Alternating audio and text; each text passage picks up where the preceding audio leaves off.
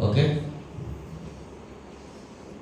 ప్రభువైన యేసుక్రీస్తు నామములో ఈ రాత్రి సభలో బైబిల్ తరగతికి వచ్చినటువంటి సహోదరులందరికీ కూడా వందనాలు తెలియజేస్తున్నాను. ఆన్లైన్లో ఈ కార్యక్రమాన్ని వీక్షిస్తూ సంతోషిస్తున్నటువంటి సహోదరులందరికీ కూడా చింతపల్లిలో ఉన్నటువంటి క్రీస్తు సంఘం తరపుగా హృదయపూర్వకమైన వందనాలు తెలియజేస్తున్నాను. అంతా బాగున్నారు కదా? వర్షాలు తగ్గిపోయి ఎండలు ఎక్కువైపోతున్నాయి, విపరీతమైన ఎండలు కాల్చేస్తున్నాయి. అవునా? ఏదైనా అతిగా ఉంటే అది కష్టమే, నష్టమే. Too much of everything is dangerous అన్నాడు ఇంగ్లీష్లో. అది సర్వత్రా వర్జయ్యత్ అన్నాడు తెలుగులో. ఎక్కువగా ఏది ఉండకూడదు. స్నేహమైన, బంధుత్వమైనా, ఏదైనా. భక్తి కూడా ఎక్కువగా ఉండకూడదు. మరీ ఎక్కువైపోయిందనుకో. చదువు కూడా ఎక్కువ ఉండకూడదు. విస్తారమైనటువంటి చదువు చదివేస్తే మనసు పాడైపోతుంది. ఏదైనా సరే విస్తారంగా ఉండకూడదు. సొలొమోన్ గారు చెప్తున్నారన్నమాట. అవునా? సరే, గత వారం మనం ఏం చెప్పుకున్నాం? షునేమీరాలు గురించి చెప్పుకున్నాం. ఘనురాలు. ఆమె సేవకుని గుర్తించింది, సేవకునికి కావాల్సినటువంటి సదుపాయాలు సమకూర్చింది. అంచేత ఆమె ఘనురాలు అని పిలువబడ్డది. ప్రార్థన చేసుకుని మరి ఈ దిన వాక్యంలో చూద్దాం. ప్రేమ కలిగిన మా తండ్రి, కృప కలిగిన మా ప్రభువా, మీ పరిశుద్ధమైన, ఘనమైన, ఉన్నతమైన, శ్రేష్టమైన నామానికి స్తుతులు స్తోత్రాలు సమర్పణ చేస్తూ ఉంటున్నాం. గతించిన శుక్రవారం నుంచి ఇంత పర్యంతము మీ మహాదయ చెప్పున నన్ను మమ్మల్ని సజీవ లెక్కలో ఉంచి సురక్షితంగా కాచి కాపాడారు. మీకు స్తోత్రాలు తండ్రి. ఈ రాత్రి సమయంలో ఇంత పర్యంతము కీర్తన ద్వారా మిమ్మల్ని గణపరచడానికి మీరు కృప చూపారు. అలాగే కూడి వచ్చిన ప్రతి బిడ్డను మీరు దీవించి ఆశీర్వదించండి. ఆన్లైన్లో కార్యక్రమం వీక్షిస్తున్నటువంటి ప్రతి సహోదరిని, వారి కుటుంబ సభ్యులను మీరు ఆశీర్వదించి మీ కృపలో భద్రపరచమని ప్రార్థన చేస్తున్నాను. ఈ సమయంలో వాక్య భాగంలోకి వస్తున్నాము. అపవిత్రమైన నా పెదవులు కాల్చి పవిత్రపరిచి పరిశుభ్రమైన మీ బిడ్డలకు ప్రియమైనటువంటి మీ లేఖనాలు బోధించేటువంటి ఒక పనిముట్టుగా నన్ను వాడుకుంటారని ప్రార్థన చేస్తున్నాను. అలాగే బిడ్డలు కూడా మీ యొక్క వాక్యం ఉంటుండగా వినే చెవులో గ్రహించి ఆత్మలో లోబడి బుద్ధి ప్రసాదించాలి. మీ వాక్యము విత్తబడుచు ఉంటుండగా రోగగ్రస్తులను మనం ముట్టి స్వస్థపరచండి, బలహీనలో దాన్ని బలపరచండి. ఆయా సమస్యలతో సతమతమవుతూ శాంతి కోరి మీ సన్నిధిలో ప్రార్థన కోరుతున్నటువంటి బిడ్డలు అందరి కొరకు ప్రార్థన చేస్తున్నాను. సహాయం చేయండి. రోగగ్రస్తులు ముట్టండి, స్వస్థపరచండి. బలహీనలు ముట్టండి, బలపరచండి. కొద్ది సమయం మీ లేఖనాల ద్వారా నాతో మాతో మీరే మాట్లాడి మీ నామానికి మహిమ తెచ్చుకుంటారని క్రీస్తు నామంలో ఈ ప్రార్థన అడిగి వేడుకుంటాను పర్లేదు తండ్రి. ఆమేన్, ఆమేన్. మరొకసారి అందరికీ వందనాలు.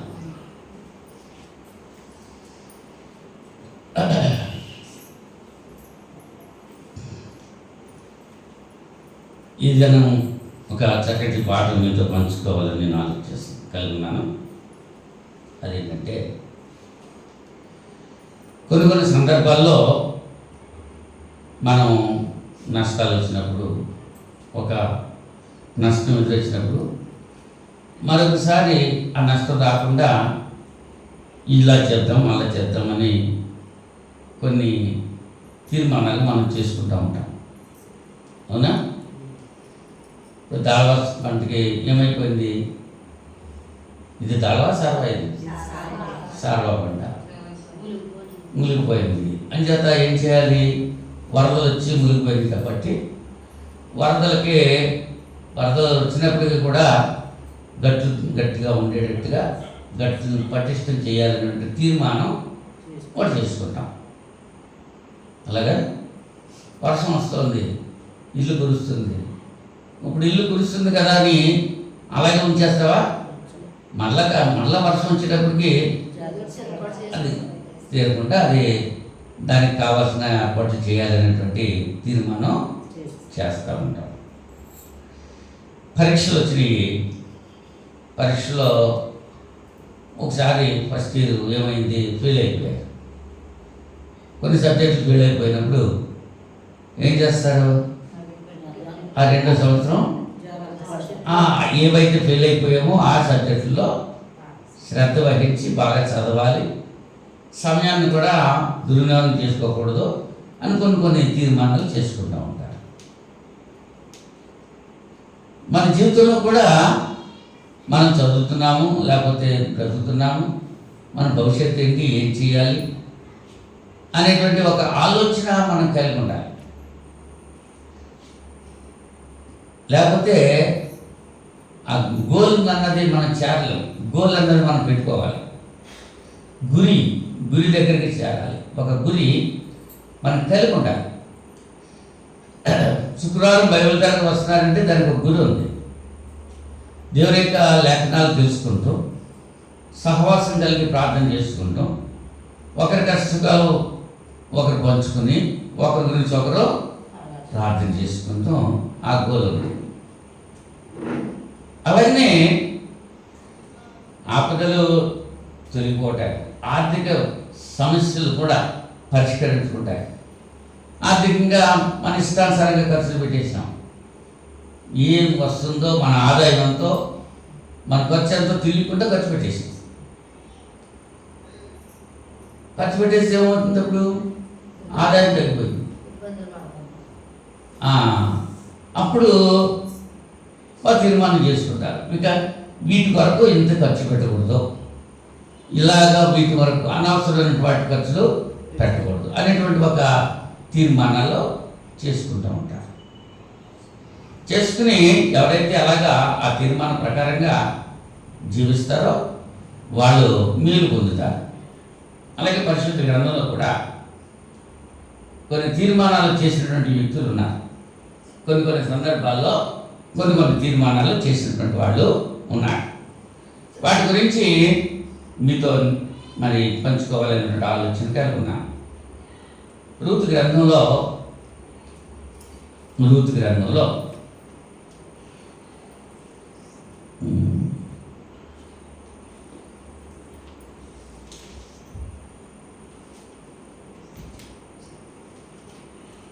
మొదటి అధ్యాయం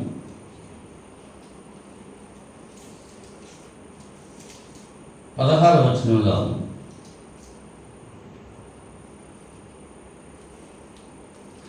రూతు గురించి మనకి అందరికీ తెలుసు.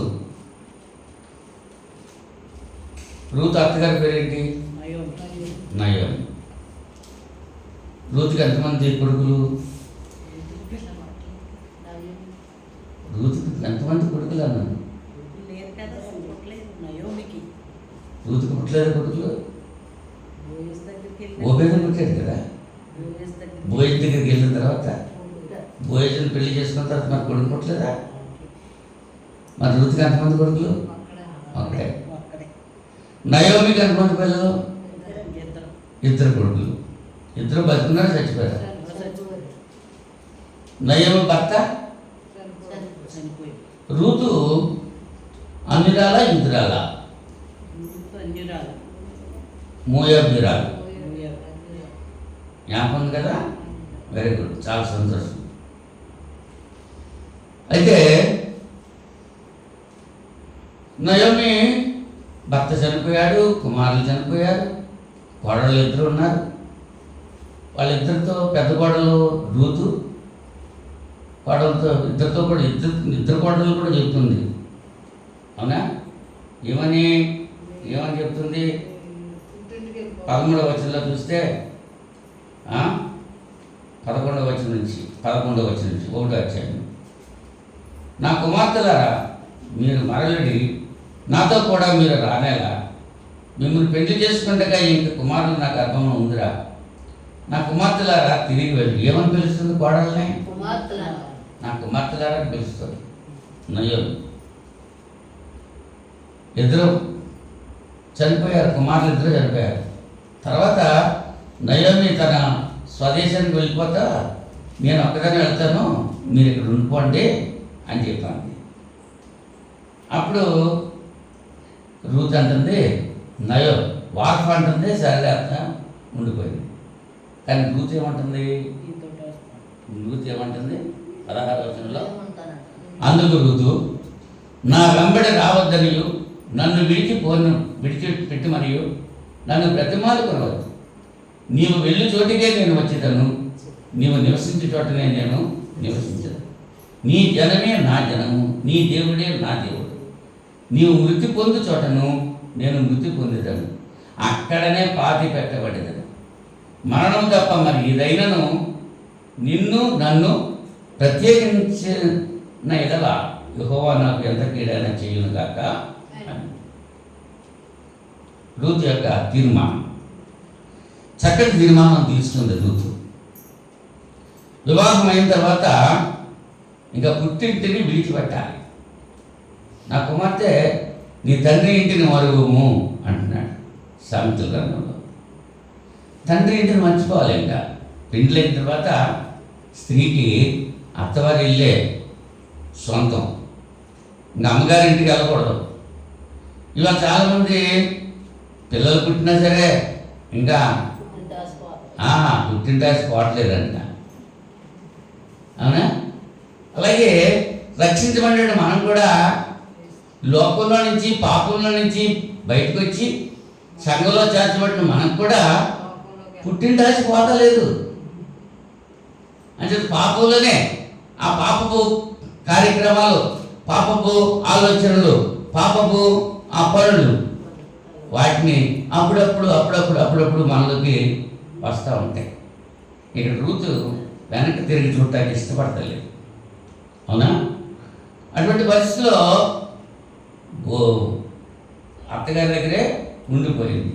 ఉండిందా? రెండో అధ్యాయంలోకి వచ్చేటప్పటికి బోయేజు పొలంలో ఆమె పరిగెత్తుకుంటుంది కదా. అటువంటి పరిస్థితిలో 8వ వచనంలో అంటున్నాడు, బోయేజు రూతుతో, నా కుమారి నా మాట వినుము, వేరొక పొలంలో ఏరుకుంటూ పోవద్దు, దీన్ని విడిచిపోవద్దు, ఇచ్చట నా పనికత్తల యొద్ద నిలకడగా ఉండుము, వారు పోయి చేను కనిపెట్టి వారిని వెంబడించుము, నిన్ను ముట్టకూడదని యవనస్తులకు ఆజ్ఞాపించున్నాను, నీకు దాహమైనప్పుడు కొండల యొద్దకు పోయి పనివారు చేదిన నీళ్లు త్రాగుము అని చెప్పారు. రూతు జన్ చెప్తున్నాడు, బోయాజుకి రూతు మీద దయ కలిగింది, కనికరం కలిగి ఇంచేత ఆమె అన్యురాలు అయ్యింది. భర్త చనిపోయినా వృద్ధురాలైనటువంటి అత్తగారిని విడిచిపెట్టకుండా ఆమె బాగోగులు చూసుకుంటూ ఉంటుంది. ఆమెను పోషించడానికి గాను కష్టపడి పరిగెత్తుకుంటానికి వచ్చింది అనేటువంటి ఆ సంగతి బోయజుకి తెలిసింది. తెలిసి ఆమె మీద కనికరపడి పనంలో కూడా ఏరేసుకోమని చెప్పి అంటున్నాడు. పని వాళ్ళతో ఆర్డర్ ఇచ్చాడు కదా, ఆ పని వాళ్ళతో చెప్తాడు, పనంలో కూడా పరిగెత్తి వీరుకుంటా కాముకో అనుమతి ఇమ్మన్నాడు. పనులు కూడా విడిచిపెట్టేయమంటున్నాడు. ఆమె కొరకు కొన్ని పనులు విడిచిపెట్టేయమంటున్నాడు. అంత జాలి కలిగితే అప్పుడు 10వ వచనంలో అంటున్నాడు, ఆమె అడుగుతుంది, బోయేజును అడుగుతుంది. అందుకే ఆమె సాగిలపడి తల మంచుకొని, ఏమి తెలిసి పరదేశినైన నా యందు లక్ష్యం ఉంచినట్లు నీకు కటాక్షం కలిగినో అని చెప్పగా, నా మీద ఎంత జాలి చూపుతున్నావు నువ్వు, నేను పరాయి దేశస్తురాల్ని, పరాయి వ్యక్తిని, ఎందుచేత నా మీద నువ్వు ఎంత జాలి చూపుతున్నావు అని అడిగితే అప్పుడు బోయేజు అంటున్నాడు, అందుకు నీ పెనిమిటి మరణమైన తరువాత, బోయేజు అంటున్నాడు, నీ పెనిమిటి మరణమైన తరువాత నీవు నీ అత్తకు చేసినదంతయు నాకు తెలియబడింది. నీవు నీ తల్లిదండ్రులను నీ జన్మభూమిని విడిచి ఇంతకుముందు నీవు ఎరుగని జనం వద్దకు వచ్చితివి. యెహోవా నీవు చేసిన దానికి ప్రతిఫలం ఇచ్చును. ఇశ్రాయేలు దేవుడని యెహోవా రెక్కల క్రింద సురక్షితంగా ఉన్నట్లు నీవు వచ్చితివి. ఆయన నీకు సంపూర్ణమైన బహుమానం ఇచ్చునని ఆమెకు ఉత్తరం ఇచ్చాడు. అందుకు ఆమె, నా ఏలినవాడా, నేను నీ పనికత్తెలలో ఒక్కదానను కాకపోయినను నీవు నన్ను ఆదరించి నీ దాసురాలను నా యందు ప్రేమ కలిగి మాట్లాడే కనుక నా ఎడల నీకు కటాక్షం కలుగనిమని చెప్పాను. ఒప్పుకుంది కదా. అంటే ఒక తీర్మానం చేసుకుంది రూతు చేసుకున్న తీర్మానం ఏంటంటే వృద్ధురాలైన అత్తను విడిచిపెట్టకూడదు, ఆమెను సంతోషపరచాలి, ఆమెను పోషించాలి, ఆమెను సంరక్షించాలి, కొడుకు లేనటువంటి లోటు నేను తీర్చాలి అనేటువంటి ఒక తీర్మానం ఆమె చేసుకున్న కనుకనే యేసు ప్రభు యొక్క జనన వంశావళిలో ఒక తల్లిగా ఉండిపోయింది రూతు. మేలు కలిగిందా? ఆమె తీసుకున్న తీర్మానాన్ని బట్టి మరి మనం ఎటువంటి తీర్మానాలు తీసుకుంటున్నాం, మనం తీసుకున్న తీర్మానాలు ఎటుగా ఉంటున్నాయి ఒకసారి ఆలోచన కలిగి ఉండాలి. మనం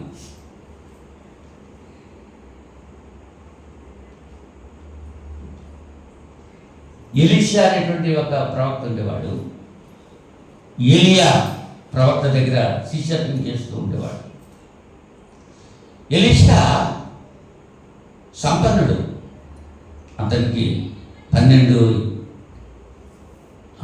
అరకలు దున్నుతున్నాయంట, ఎద్దులు. ఏమా అంటే అంత పొలం ఉంది అతనికి, ఆస్తి కలిగిన వాడు. ఏలియా రామని పిలిస్తే వచ్చేసాడు. అరకలు విడిచిపెట్టేశాడు, పొలం విడిచిపెట్టేశాడు, తల్లిదండ్రులు విడిచిపెట్టేశాడు. ప్రవక్త పిలడంతో వెంటనే వెళ్ళిపోయాడు. ఎందుకొరకు వెళ్ళాడు? ప్రవక్తగా ఉండాలి, దేవుని పని చేయాలి.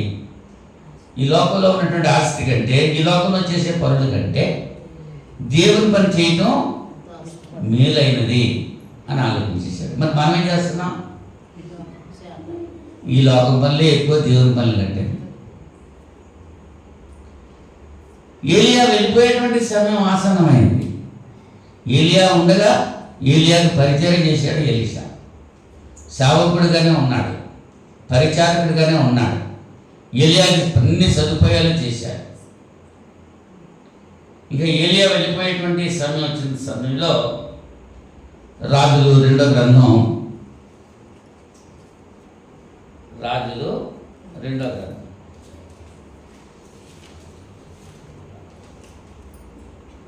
2వ అధ్యాయం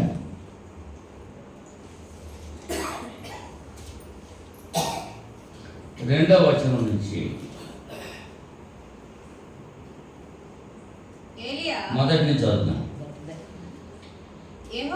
యెహోవా సుడిగాలి చేత ఏలియాను ఆకాశమునకు ఆరోహణ చేయింపబో కాలమున ఏలియాయు ఎలీషాయు కూడి గిల్గాలు నుండి వెళుచుండగా ఏలియా, యెహోవా నన్ను బేతేలునకు పొమ్మని సెలవిచ్చున్నాడు కనుక నీవు దయచేసి ఇక్కడ ఉండుము అని ఎలీషాతో అన్నాడు. ఇక దేవుడు ఏలియాని ఆకాశానికి తీసుకుని వెళ్ళిపోయేటువంటి సమయం వచ్చింది. అటువంటి పరిస్థితిలో ఎలీషాతో చెప్తున్నాడు, దేవుడు నన్ను బేతేలుకు పొమ్మని చెప్తున్నాడు, నేను బేతేలుకు వెళ్తాను, నువ్వు ఇక్కడే ఉండు అని చెప్పంటున్నాడు. అక్కడే ఉంటే గురుగారిని విడిచిపెట్టి ఉండాల్సి వస్తుంది, ఎడబాటు కలుగుతుంది. అవునా? ఏలియా యొక్క గురేమిటి? ఎలీషా కంటే ఎలీషా యొక్క గురేమిటి? ఏలియాకు ఉన్నటువంటి ఆత్మ కంటే ఎక్కువ ఆత్మను, రెట్టింపు ఆత్మను ఎలీషా కలిగి ఉండాలని కోరుకుంటున్నాడు. ఏలియా కంటే గొప్పవాడిగా ఉండాలి, గురువుని మించిన శిష్యులుగా ఉండాలి. అంతేతే కదా అన్ని విడిచిపెట్టి వచ్చేసాడు.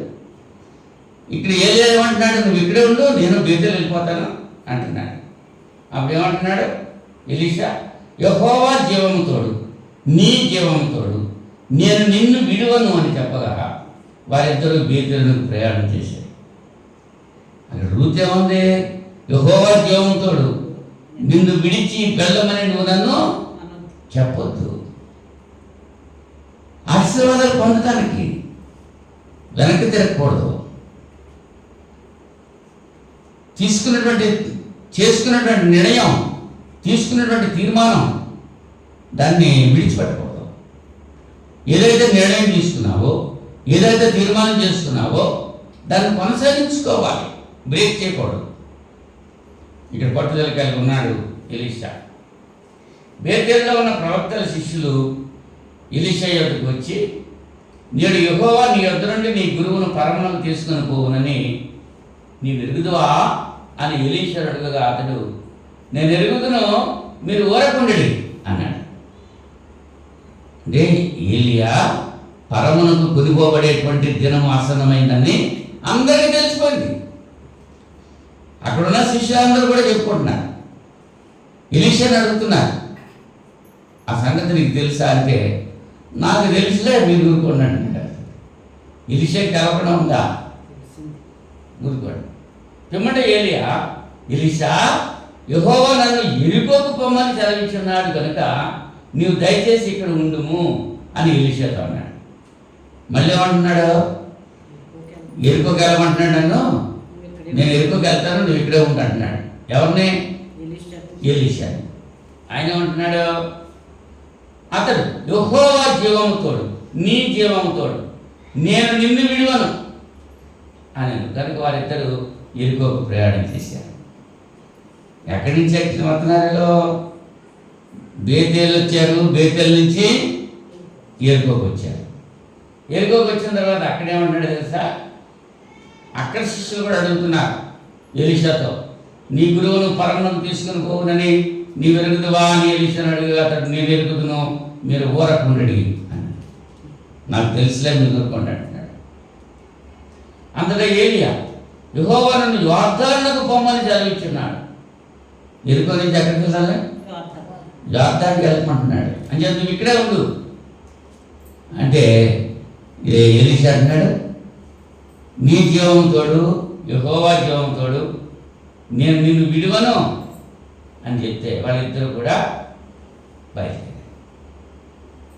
యోర్దాను నది తీరంలో ప్రవక్త కొనుగోపడుతున్నాడు. దుప్పటి, ఎలియా దుప్పటి కింద పడిపోయింది, ఎలీషా మీద పడ్డది. ఆ దుప్పటితోటి ఎలీషా మళ్ళీ యోర్దాను కొడితే యోర్దాను 2 పాయలు అయిపోయింది. అంటే ఇక్కడ మనకు తీసుకోవాల్సిన విషయం ఏంటంటే, ఏలియా యొక్క ఆత్మలో 2 పాళ్ళు పొందాలి అనేటువంటి గురి ఎలీషా కలిగి ఉన్నాడు. అతడు వెళ్ళిపోయేటప్పుడు విడిచిపెట్టి ఉండకూడదు అనేటువంటి తీర్మానం చేసుకున్నాడు. ఆ తీర్మానాన్ని కొనసాగించుకున్నాడు. మరి మనం దేవుని విడిచిపెట్టేటువంటి స్థితిలో మనం ఉంటున్నామా? పాపాన్ని విడిచిపెట్టాం, లోకాన్ని విడిచిపెట్టాం, సంఘంలోకి వచ్చాం. ఎన్ని ఆటంకాలు వచ్చినప్పటికీ కూడా దేవుని విడిచి మనం వెళ్తాకే, దేవుని పని విడిచిపెట్టి వెళ్తాకే. శాంతకుమారి, చిన్నమ్మ ఇద్దరు చక్కగా అక్కచెల్లెలు వస్తున్నారు. అందరికంటే ముందు వచ్చేస్తున్నారు. శాంతరత్నం కుమారి అంటున్నాను, శాంతరత్నమును చిన్నమ్మ. డాక్టర్ ఎలీషా గారు వచ్చి వాళ్ళని పలకరించారు. అమ్మ ప్రార్థన చేస్తున్నారా, వందనాలు తల్లి అడిగారు. చెప్పారా? అమ్మా వెళ్ళండి అమ్మా. సంతోషం. దేవుని సన్నిధికి అబ్బే మాకు ఆ పని ఉందండి, ఈ పని ఉందండి అని మానేసి కూర్చుంటున్నారు అనుకో, సంతోషం వస్తుందా? రాదు. దేవునికి సంతోషం రాదు, మనుషులకి సంతోషం రాదు. వాళ్ళిద్దరిని బట్టి వస్తుంటే చూసినటువంటి డాక్టర్ ఎలీషా కూడా సంతోషమైంది, దేవునికి సంతోషమే. మరి మన బట్టి దేవుడు సంతోషిస్తున్నాడా? మన తీర్మానం ఏం తీసుకున్నాం అనేటువంటి విషయాన్ని మనం ఆలోచన చేసుకోవాలి. ఒకటి రూతు గురించి మనం ఆలోచన చేసాం. ఎవరి గురించి? ఎలీషా గురించి ఆలోచన చేసాం. గుర్తుంచుకోవాలి ఎంతమంది గురించి చెప్తున్నాను. మళ్ళీ ఆఖరి నేను అడుగుతాను కదా. ఇజ్రాయేలీలు అప్పటికి దేవుడు రాజు లేడు, దేవుడే పరిపాలన చేస్తున్నాడు. అటువంటి పరిస్థితుల్లో శత్రు సైన్యం వారిని యుద్ధం చేయడానికి వస్తున్నారు. మన సమూయేలు మొదటి గ్రంథం, సమూయేలు మొదటి గ్రంథం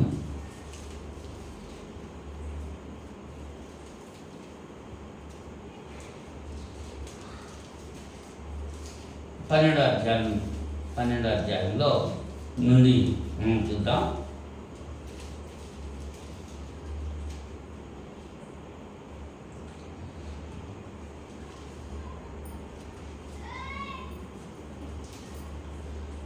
వీళ్ళు సమూయేలుని అడిగారు, సకల లోక మర్యాద చొప్పున మాకు రాజు కావాలి అని అడిగితే 12వ అధ్యాయము 1వ వచనం చదువుతున్నాను. అప్పుడు సమూయేలు ఇశ్రాయేలు అందరితో ఇట్లాను, ఆలకించుడి, మీరు నాతో చెప్పిన మాట అంగీకరించి మీ మీద ఒకరిని రాజుగా నియమించున్నాను. రాజు మీ కార్యములను జరిగించును. నిన్ను తల నెరిసిన ముసలివాడను, నా కుమారులు మీ మధ్య ఉన్నారు. బాల్యం నాటి నుండి నేటి వరకు నేను మీ కార్యములను జరిగించవచ్చుని. ఇదిగో నేనున్నాను. నేను ఎవరి ఎద్దునైనా తీసుకుంటున్నా, ఎవరి గాఢమునైనా పట్టుకుంటున్నా, ఎవరికైనా అన్యాయం చేస్తున్నా, ఎవరినైనా బాధపెట్టుతున్నా, న్యాయం నాకు అగపడకుండా ఎవరి యొద్దనైనా లంచం పుచ్చుకుంటున్నా, అలాగ చేసిన యెడల యెహోవా సన్నిధిని ఆయన అభిషేకం చేయించిన వాని ఎదుటను వాడు నా మీద సాక్ష్యం పలకవలెను. అప్పుడు నేను మీ ఎదుట దాన్ని మరలా ఇత్తును. సమూయేలు న్యాయాధిపతిగా ఉండగా ఈ ప్రజలకి రాజు కావాలంటే కోరిక పుట్టింది. అడిగాడు, రాజుని ఏర్పాటు చేసేసాడు. చేసిన తర్వాత సమూయేలు అడుగుతున్నాడు వాళ్ళని, మీ దగ్గర నేను ఏమన్నా అన్యాయంగా తీసుకున్నానా? లేదు. నీవు మాకు ఏ అన్యాయమైన ఏ బాధనైనా చేయలేదు, ఏ మనుష్యునది కానీ నీవు దేవనైనా తీసుకునలేదు అని వారు చెప్పగా, అతడు అట్టిది నా యొద్ద ఏదియో మీకు దొరకదని యెహోవాయును ఆయన అభిషేకం చేయించిన వాడును ఈ దినమున మీ మీద సాక్షుడై ఉన్నారని చెప్పినప్పుడు సాక్షులైన వారు ప్రత్యుత్తరం ఇచ్చారు. అక్కడికి అయిపోయింది. 12వ వచనంలోకి వచ్చేటప్పటికి, అయితే అమ్మోనీయుల రాజైన నాహాషు మీ మీదికి వచ్చేట మీరు చూడగానే మీ దేవుడని యెహోవా మీకు రాజై ఉన్నను, ఆయన కాదు ఒక రాజు మిమ్మల్ని ఏడవల్లని మీరు నాతో చెప్పితిరి. కాబట్టి మీరు కోరి ఏర్పరచుకున్న రాజు ఇతడే. యెహోవా ఇతనిని మీ మీద రాజుగా నిర్ణయించున్నాడు. మీరు యెహోవా యందు భయభక్తులు కలిగి ఆయన మాటను విని ఆయనను సేవించి ఆయన ఆజ్ఞను భంగం చేయక మీరును మిమ్మల్ని ఏదో రాజును మీ దేవుడని యెహోవాను అనుసరించిన యెడల మీకు క్షేమము కలుగును. రాజు చూపించాడట. అవునా? రాజు చూపించినప్పుడు మీరు కోరుకున్న రాజు ఇతడే అని చెప్పినప్పుడు వాళ్ళకి ఒక బుద్ధి మాటలు చెప్తున్నాడు. మీరు యెహోవా యందు భయభక్తులు కలిగి ఆయన మాటను విని ఆయనను సేవించి ఆయన ఆజ్ఞను భంగం చేయక మీరును మిమ్మల్ని ఏడు రాజును మీ దేవుడని యెహోవాను అనుసరించిన యెడల మీకు క్షేమము కలుగును.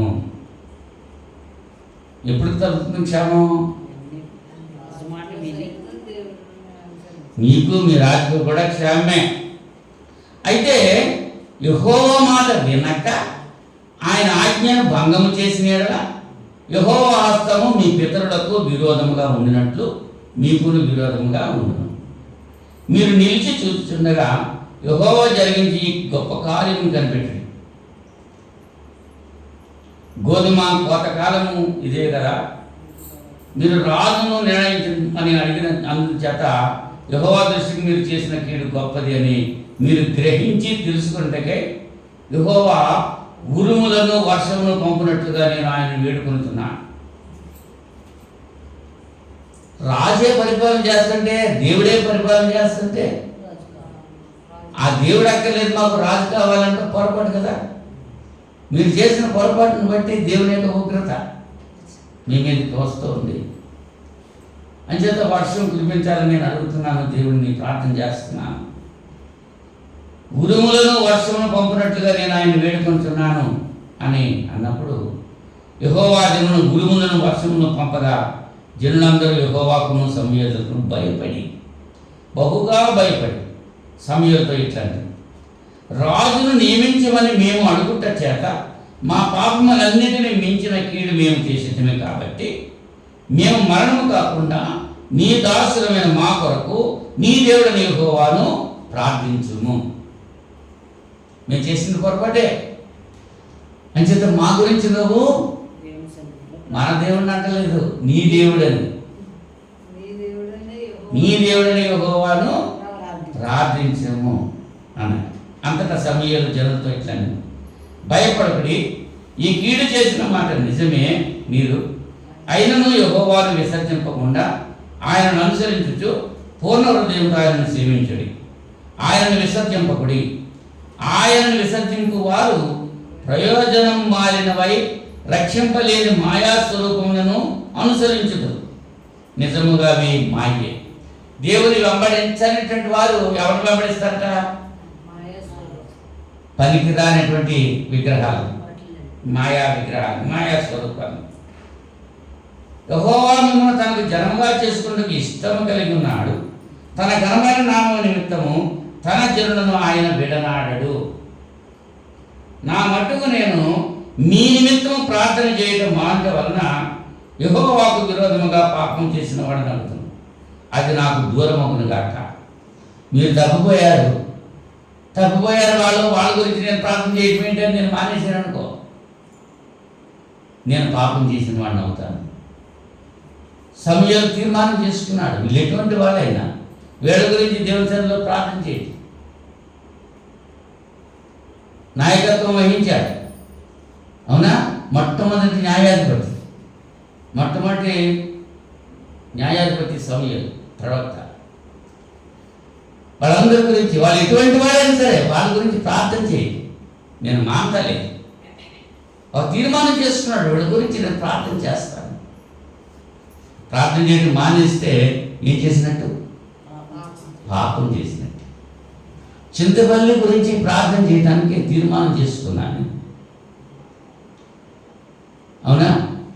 మీరు ఎటువంటి వాళ్ళైనా సరే, గ్రామస్తులు ఎటువంటి వాళ్ళైనా సరే వాళ్ళ గురించి ప్రార్థన చేయాలి అనేటువంటి తీర్మానం నేను చేస్తున్నాను. వీళ్ళు మాట వింటలేదు, వీళ్ళ గురించి నేను ప్రార్థన చేయడం ఏంటంటే నేను మానేశానంటే నేనేం చేసినట్టు అవుతుంది. అందుచేత నేను ఎంత కష్టం వచ్చినా, నష్టం వచ్చినా, ఇబ్బంది వచ్చినా, అనారోగ్యం వచ్చినా, ఎటువంటి పరిస్థితులనైనా ఈ గ్రామం గురించి నేను ప్రార్థన చేయటం మానట్లేదు. ఈ గ్రామస్తులందరి గురించి ప్రార్థన చేస్తున్నాను. వాళ్ళు ఎటువంటి వాళ్ళైనా సరే ప్రార్థన చేయడానికి ఒక తీర్మానం చేసుకున్నాను. ఈ గ్రామంలో మీ గురించి తెలియజేయాలి, ఈ గ్రామస్తులంతా మిమ్మల్ని ఎరగాలి, ఈ గ్రామంలో మీ కొరకు ఒక మందిరం ఏర్పాటు చేయాలి అనేటువంటి ఒక తీర్మానం ఆ దినాన్ని నేను చేసుకున్న విధానాన్ని బట్టి మీరు ఏం చేసినా మీ గురించి ప్రార్థన చేయటం మానట్లేదు. అదే విషయం ఇక్కడ చెప్తున్నాను. నా మట్టుకు నేను 23వ వచనంలో నేను మీ నిమిత్తము ప్రార్థన చేయటం మానుట వలన యెహోవాకు విరోధముగా పాపము చేసిన వాడనగును, అది నాకు దూరమగును గాక. సమూయేలు ఆ ఇశ్రాయేలు గురించి చెప్తున్నాడు, అది నాకు దూరమగును గాక. కానీ శ్రేష్టమైన చక్కని మార్గమును మీకు బోధించును. ఏం చేస్తున్నాను? శ్రేష్టమైన చక్కని మార్గం మీకు బోధిస్తున్నాను. ఏంటది? ఆయన మీ కొరకు ఎన్ని గొప్ప కార్యములు చేసినో అది మీరు తలంచుకొని మీరు యెహోవాయందు భయభక్తులు కలిగి నిష్కపటులై పూర్ణ హృదయంతో ఆయనను సేవించిన అవశ్యము. మీరు కీడు చేయవారైతే తప్పకుండా మీరును మీ రాజును నాశనమవుతారు. మీకు ఎన్ని మేలు చేస్తున్నాడు దేవుడు మీ జీవితాల్లో. ఆ దినాన్ని సమూయేలు ఇశ్రాయేలుతో మాట్లాడాడు. ఈ రాత్రి సభలో చింతపల్లి క్రీస్తు సంఘంతో, చింతపల్లి గ్రామస్తులతో ఈ సత్యానందం మాట్లాడుతున్నాడు. ఆయన మీకు ఎన్ని మేలు చేశాడు ఒక్కసారి ఆలోచన చేసుకోండి. నాకెన్నో మేలు చేశాడు. నాకు చేసిన మేలు లెక్కింప శక్యమైనవి కావు. మరి మీకు చేసిన మేలు, మీకు ఎన్ని మేలు చేశారో ఒక్కసారి ఆలోచన చేసుకోండి. దాసు ఏం చేయాలి? ఆలోచన చేసుకోండి. ఎన్ని మేలు చేశారు నీకు?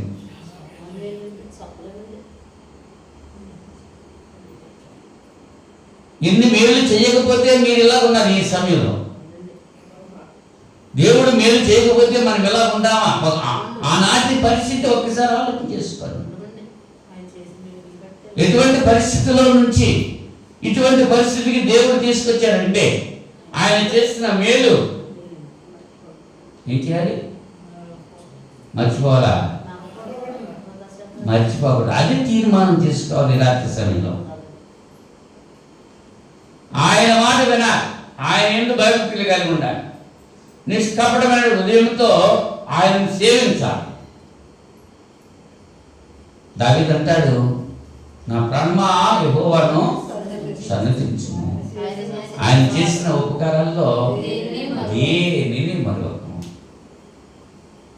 మర్చిపోతున్నావు? ఎన్ని మేలు చేశాడు ఆయన. మీరు మర్చిపోతే మర్చిపోయారు. మీ గురించి ప్రార్థన చేయటం మాత్రం నేను మరవను. అదొక తీర్మానం, సమయంలో తీసుకున్నటువంటి తీర్మానం. మరొక వ్యక్తిని జ్ఞాపకం చేస్తాను.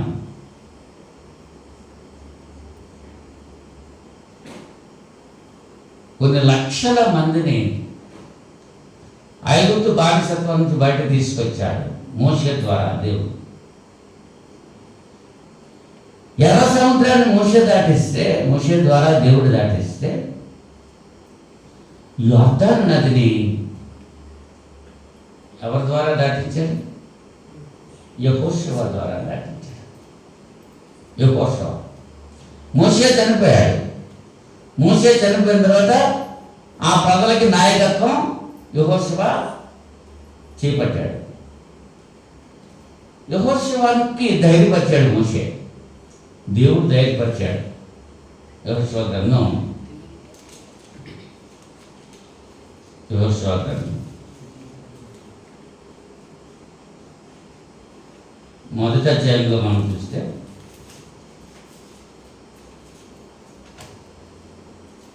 యెహోషువ మొదటి అధ్యాయం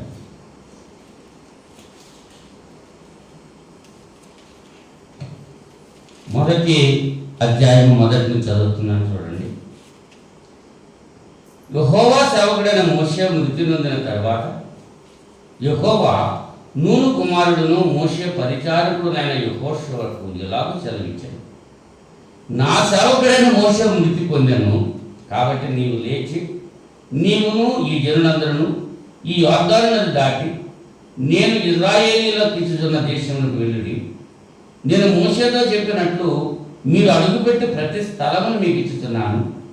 అరణ్యమును ఈ లెబానోను మొదలుకొని మహానది అని యూఫ్రటీస్ నది వరకును హిత్తీయుల దేశమంతయు పడమట మహాసముద్రం వరకును మీకు సరిహద్దు. నీవు బ్రతుకు దినములన్నిటను ఏ మనుష్యుడును నీ ఎదుట నిలువలేకయుండును. నేను మోషేకు తోడయుండినట్లు నీకును తోడయుందును. నిన్ను విడువను, నిన్ను ఎడబాయను. నిబ్బరము కలిగి ధైర్యముగా ఉండము. వారికి ఇచ్చేదని నేను వారి పితరులతో ప్రమాణం చేసిన ఈ దేశమును నిశ్చయంగా నీవు ఈ ప్రజల స్వాధీనం చేసేటవు. అయితే నీవు నిబ్బరము కలిగి జాగ్రత్త పడి బహు ధైర్యముగా ఉండి నా సేవకుడైన మోషే నీకు ఆజ్ఞాపించిన ధర్మశాస్త్రం అంతటి చొప్పున చేయవలెను. నీవు నడుచు ప్రతి మార్గమున చక్కగా ప్రవర్తించినట్లు నీవు దాని నుండి కుడికి కానీ ఎడమకు కానీ తొలగకూడదు. ఈ ధర్మశాస్త్ర గ్రంథమును నీవు బోధింపక తప్పిపోకూడదు. దానిలో వ్రాయబడిన వాటన్నిటి ప్రకారం చేయుటకు నీవు జాగ్రత్త పడినట్లు దివారాత్రము దాన్ని ధ్యానించినలా నీ మార్గము వర్ధిల్ల చేసుకుని చక్కగా ప్రవర్తించదు. నేను నీకు ఆజ్ఞ ఇచ్చున్నాను కదా, నిబ్బరము కలిగి ధైర్యముగా ఉండము, దిగులు పడకము, జడియకము. నీవు నడుచు మార్గం అంతట్లో నీ దేవుడు యెహోవా నీకు తోడై ఉండు. ఇక్కడ యెహోషువ మోషేకి శిష్యుడా పరిచారకుడా? శిష్యుడు వేరు, పరిచారకుడు వేరు. మరి అవునా? పరిచయం చేస్తున్నాడు, పరిచయం చేసేవాడు యెహోషువ. ఏమయ్యాడు? ఇలా పరిచయం చేసిన వాడే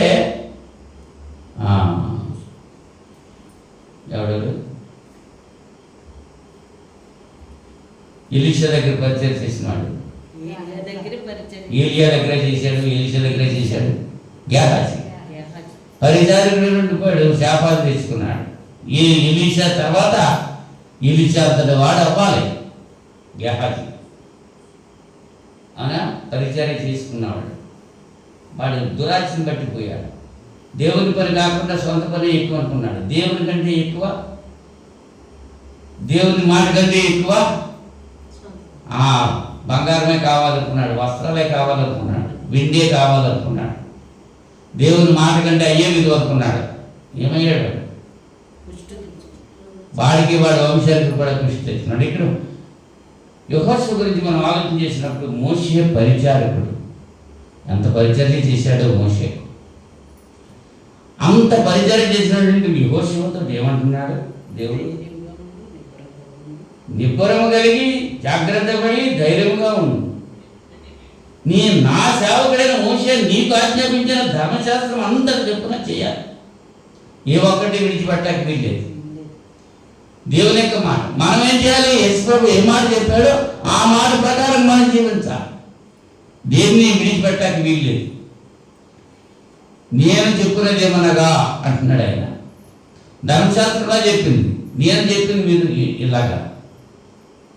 మత్తయి 6వ అధ్యాయంలో మొదలెట్టాడు ఆయన చెప్పడం. అవునా? 5, 6, 7 అధ్యాయాలు మత్తయి సువార్తలో యేసు ప్రభు చెప్పినటువంటి మాటలు ఉంటాయి. వాటిని బట్టి మనం జీవించాలి. అయితే నీవు నడుచు ప్రతి మార్గమున చక్కగా ప్రవర్తించినట్లు నీవు దాని నుండి కుడికి కానీ ఎడమకు కానీ తొలగకూడదు. ఈ ధర్మశాస్త్ర గ్రంథమును నీవు బోధింపక తప్పిపోకూడదు. దానిలో వ్రాయబడిన వాటి అన్నిటి ప్రకారము చేయుటకు నీవు జాగ్రత్త పడినట్టు దివారాత్రము దాన్ని ధ్యానించిన ఎడల నీ మార్గము వర్ధిల్ల చేసుకుని చక్కగా ప్రవర్తించదు. అలా ప్రవర్తించాడు యెహోషువ. యోర్దాను నది పాయలైపోయింది. ఎలాగంటే మందసాన్ని యాజకులు మోసుకొస్తున్నారు. యాజకుల యొక్క పాదాలు యోర్దాను యొక్క నది నీటిని తాకగానే పైనుంచి వచ్చేటువంటి యోర్దాను నీరు ఆగిపోయింది. దేవుని మందసాన్ని మోస్తున్నటువంటి యాజకుల యొక్క పాదాలు ఆ నీటికి తగలడంతో యోర్దాను నది 2 పాయలైపోయింది. సువార్త ప్రకటించేటువంటి పాదాలు పర్వతాల మీద ఎంతో సుందరమైనవి. సువార్త ప్రకటించేటువంటి వారిని ఏం చేయాలి? రెట్టింపు సన్మానంతో గౌరవించాలి.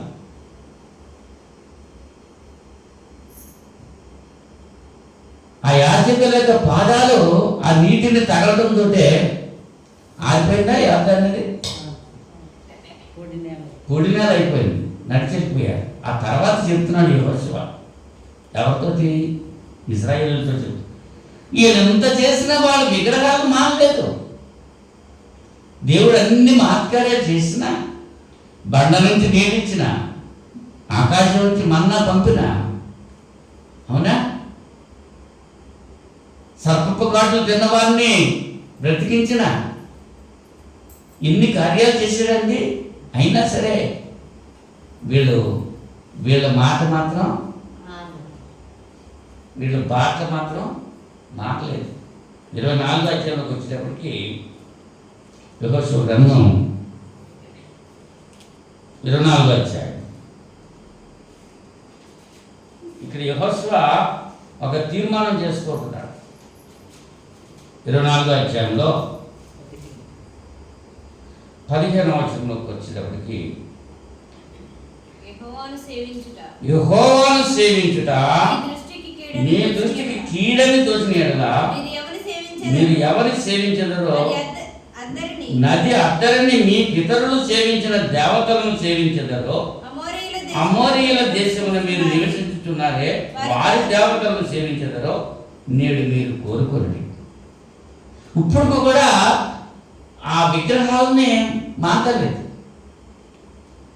అమ్మా. దేవుడు ఊరేగిపోతుంటే కొబ్బరికాయలు పట్టుకెళ్ళిన ఎంతమంది ఉన్నారు చెప్పండి.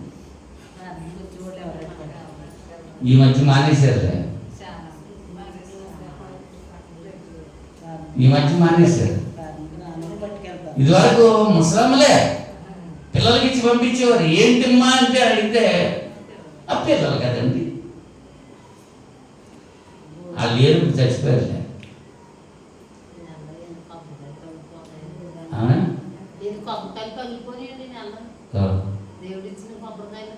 దేవుడికి స్తోత్రం. మరి అన్ని మానేయాలి. ఆరాధన రావడం కూడా అన్ని మానేయాలంటే అది కూడా మానేస్తున్నారు కదా. శుక్రవారం బైబిల్ తరగతి కూడా అందరు రావాలి. మానేమన్నారు కదండి మీరు. అయితే మానేస్తున్నామని మానేస్తున్నాను. ఏం మానమన్నాను? విగ్రహాలకు సంబంధించిన మానేయమన్నాను, ప్రార్థనకు సంబంధించింది చెయ్యాలన్నాను. యెహోషువ అదే చెప్పాడు వాళ్ళతోటి. వాళ్ళు బలవంతం చేయలేదు అంతా. ఇప్పుడు నేను కూడా మిమ్మల్ని బలవంతం చేయట్లేదు. మీరు వస్తే మేలు పొందుతారు, రాకపోతే ఆ మేలు పొందరు అంతే. అదే చెప్తున్నాను. చీకటిలో నుంచి ఆశ్చర్యకరమైన తన వెలుగులోనికి మిమ్మల్ని పిలిచిన దేవుని గుణాతిశయాలు ప్రచురం చేయటానికి మీరు ఎవరు? రాజులైన యాజక దేవుని సొత్తైన ప్రజలను పేతురు పత్రికలో చెప్తున్నాడు. దేవుని ప్రజలు, దేవుని సొత్తైన ప్రజలు ఎలా జీవించాలో అలా జీవించాలి. అన్నిల వలె మనం ఉండకూడదు. మీరు ఎలా ఉంటారో ఉండండి, నాకు అనవసరం. నేను మాత్రం అంటున్నాడు ఇక్కడ యెహోషువ. మీరు ఎవరిని సేవించెదరో నది అద్దరిని మీ పితరులు సేవించిన దేవతలను సేవించెదరో అమోరీయుల దేశమున మీరు నివసించున్నారే వారి దేవతలను సేవించెదరో నేడు మీరు కోరుకోండి. మీరు ఎవరిని సేవింప కోరుకున్నాను నేనును నా ఇంటి వారిను యెహోవాను సేవించదము. అది యెహోషువ తీసుకున్న తీర్మానం. ఈ రాత్రి సమయంలో ఆ తీర్మానం నువ్వు తీసుకుంటానికి ఇష్టపడుతున్నావా? మానక ఆదివారం ఆరాధన నేను వస్తాను అనేటువంటి తీర్మానం నువ్వు తీసుకుంటున్నావా? మానక శుక్రవారం బైబిల్ తరగతికి వస్తాను అనేటువంటి తీర్మానం నువ్వు తీసుకుంటున్నావా? ఒకసారి ఆలోచన కలిగి ఉండాలి. తీర్మానం తీసుకోవాలి.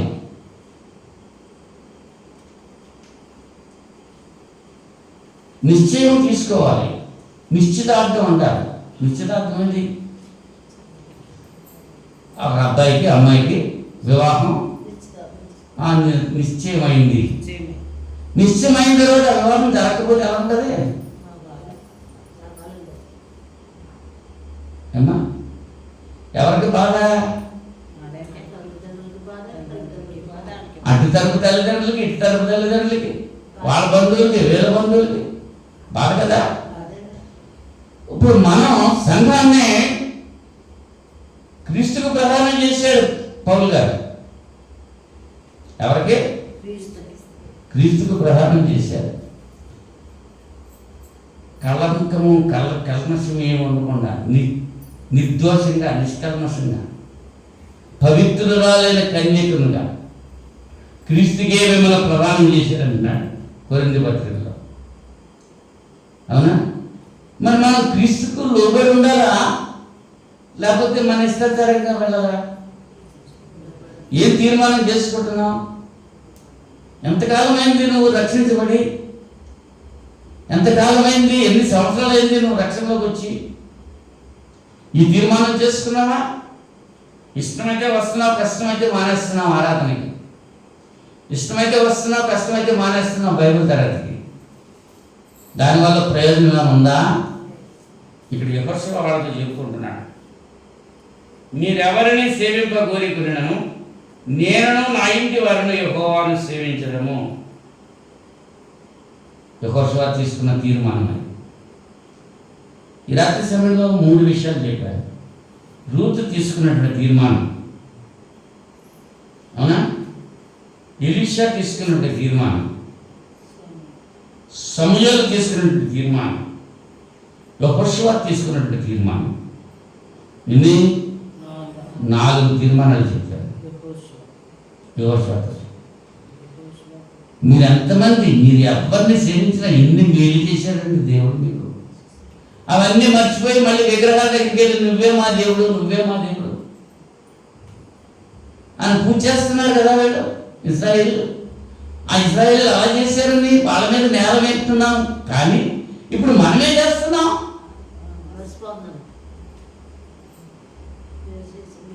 పాపంలో నుంచి వచ్చాం, లోపంలో నుంచి వచ్చాం, సంఘంలో చేర్చబడ్డాం. కొందరు మానుకొలుచున్నట్లుగా ఎబ్రీ పత్రిక 10వ అధ్యాయంలో ఈ మాట మనం చూస్తున్నాం. సమాజంగా కూడటం మానక అని ఎందుకు పిలిచాడు, ఎందుకు అంటున్నారు పౌలు? మానేస్తున్నారు కాబట్టి. మానకూడదు. కొందరు మానుకుంటున్నారు, ఆ కొందరికి ప్రతిఫలం వాళ్ళు పొందుతారు. మరి మనం ఏంటి? మన తీర్మానం ఏంటి? ఈ రాత్రి సమయంలో ఆలోచించేద్దాం. ఇంకా తీర్మానాలు చాలా ఉన్నాయి. సమయం ఉందా మన కొరకు? సమయం లేదు. ఎస్తేరు తీర్మానం చేసుకుంది. ఎటువంటి తీర్మానం చేసుకుంది? తన ప్రాణం పోయినా సరే తనకి ఇష్టమే, తన జాతి అంతటిని రక్షించుకోవాలి. రాజు పిలవకపోయినా సరే రాజు దగ్గరికి వెళ్ళింది. అంతకుముందు ఏం చేసింది? ఆ పరివారం అందరితో కూడా చెప్పింది, 3 దినాలు ఉపవాసం ఉండి ప్రార్థించేయమని. నా కోసం మీరు ఉపవాసం ఉండి ప్రార్థించేది. దేవుని అడగాలి. నీలో ఎవరికైనా శ్రమ సంభవించినా అతడు ప్రార్థన చేయవలని. యాకోబు పత్రికలో శ్రమ వచ్చినడే ప్రార్థన చేయాలి. శ్రమ రానివాడు ప్రార్థన చేయడం కాదు. ఎవరికి వచ్చిందో వాళ్ళే ప్రార్థన చేయాలి. చేస్తున్నారా? తీర్మానం చేసుకున్నారా? ఎస్తేరు తీర్మానం చేసుకుంది. సరే, నా ప్రాణం పోయినా ఉపవాసం ఉండి ప్రార్థన చేసింది. దేవుడు కనికరించాడా లేదా? ఆవేళ ఎస్తేరు ప్రార్థన విన్న దేవుడు ఇవాళ నీ ప్రార్థన, నా ప్రార్థన విండా? అంత శ్రమ నీకు నాకు వచ్చిందా ఈ దినాన్ని? చిన్నపాటి శ్రమలు, చిన్నపాటి కష్టాలు, చిన్నపాటి అనారోగ్యాలు, వీటికే నువ్వు బయటపోతున్నావా? శ్రమ అయినా, నింద అయినా, వ్యాధి అయినా, బాధ అయినా క్రీస్తు ప్రేమ నుంచి నన్ను ఎడబాపు. పౌలు గారి తీర్మానం అది. పౌలు తీర్మానించుకున్నాడు. అవునా? ఇంకా దావీదు కూడా తీర్మానం చేసుకున్నాడు. ఏమని చేసుకున్నాడు ఆయన? 132 కీర్తన 5వ చరణంలో, 132 కీర్తన 5వ చరణంలో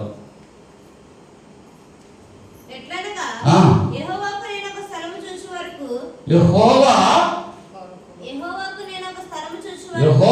నేను ఒక స్థలము చూచే వరకు యాకోబు యొక్క బలిష్ఠునికి ఒక నివాస స్థలము నేను చూచే వరకు నా వాసస్థానమైన గుడారంలో నేను ప్రవేశింపను.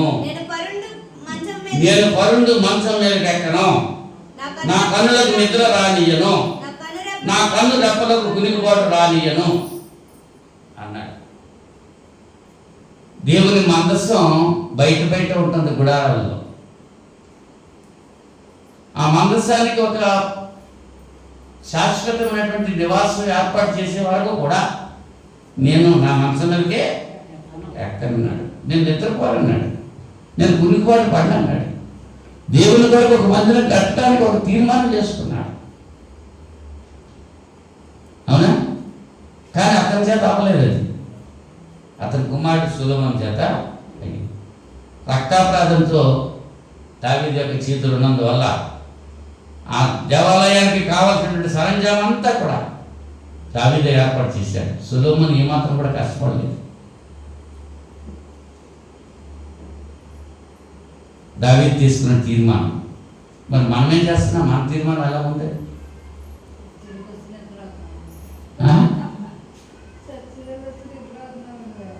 ఒక్కసారి ఆలోచన చేయాలి. కడవ దినాల్లో మనం ఉన్నాం. అమ్మ, ఆ విజయవాడ ఖమ్మం వాళ్ళు ఎలా ఉన్నారు, వాళ్ళ పరిస్థితి ఒకసారి ఆలోచించండి.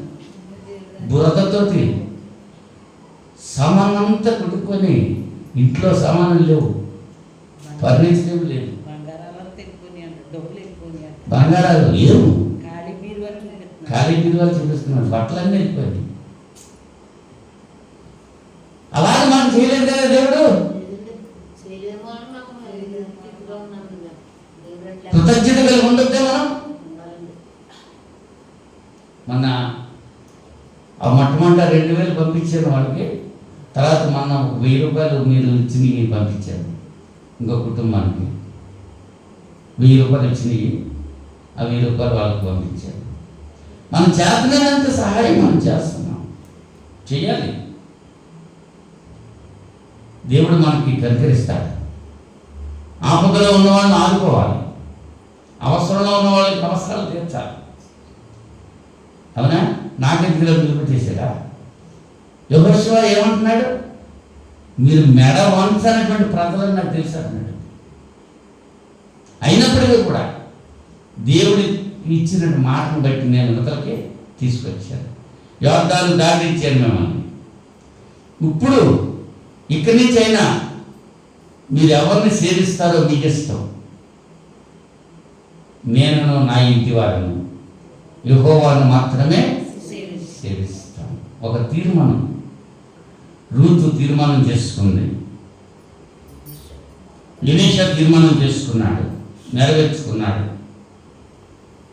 సమూయేలు తీర్మానం చేసుకున్నాడు, నెరవేర్చుకున్నాడు. యెహోషువ తీర్మానం చేసుకున్నాడు, నెరవేర్చుకున్నాడు. దావీదు తీర్మానం చేసుకున్నాడు, నెరవేర్చుకున్నాడు. మరి నీవు నేను ఈ రాత్రి సమయంలో తీర్మానం చేసుకుంటున్నామా? దాన్ని నెరవేర్చడానికి ప్రయత్నం చేస్తున్నామా? అసలు తీర్మానం చేసామా లేదా? ఈ రాత్రి సమయంలో తీర్మానం చేసుకోవాలి. ఎటువంటి పరిస్థితి వచ్చినా సరే ఆరాధన నేను మానను. ఎటువంటి పరిస్థితి వచ్చినా బైబిల్ తరగతి మానను. దేవుని పనే నాకు ప్రాముఖ్యమైనది. దేవుని పని కంటే ఇంక ఎక్కువ ఏది నాకు లేదు అనేటువంటి తీర్మానం ఎంతమంది తీసుకుంటారో మీ ఇష్టం, బలవంతం లేదు. ఒక తీర్మానం తీసుకుని ఈ ప్రదేశం నుంచి వెళ్ళటానికి ప్రయత్నించేయండి. ప్రార్థన చేసుకున్నాం. ప్రేమస్వరూపుడా, పరిశుద్ధుడా, మహోన్నతుడా, మీకు స్తోత్రాలు తండ్రి. ఈ రాత్రి సభలో తీర్మానము గురించి మేము ఆలోచన చేశాం. రూతు తీసుకున్న తీర్మానం,